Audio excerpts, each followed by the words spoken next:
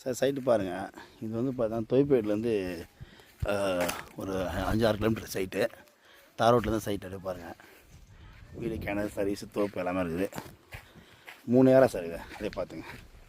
Free service, கிணறு, வீடு, farm land மாதிரி புஞ்சல் லேண்டு தான். அதே பாருங்கள். ஒரு வீடு இருக்குது, சின்ன வீடு.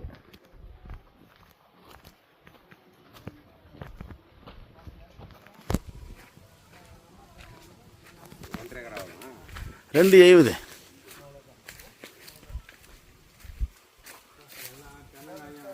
இருக்குதா? கிணறு நல்லா தான் இருக்குது.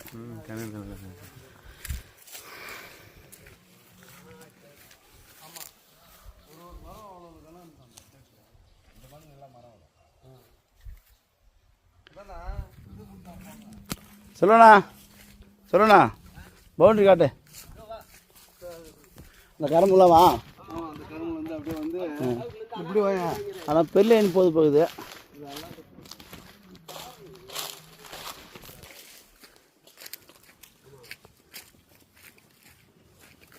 இந்த கரம்பாக்கத்தெல்லாமாப்பா? தினமா? ஆமாம் ஆமாம். இது மேலே இருக்குதா? இதுப்பா அது மேலே கரம்பு மேலே இருக்குது. தேக்கு மரம் போட்டுல முள்ளு மரம். அது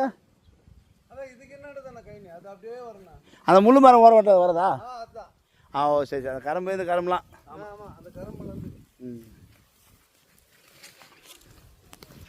இந்த பெரிய போகிறான்ட்டு தான் நிற்க முடியாது.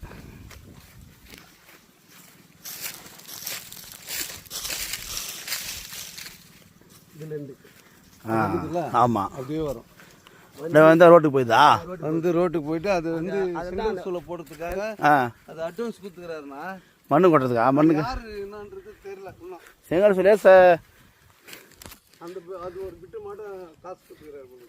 அந்த பிட்டு மட்டுமா? எதுக்கு? அது மண்ணு கொட்டிக்கிறாரு செங்கல் செய்யறதுக்கு. அந்த துண்டு வருதா?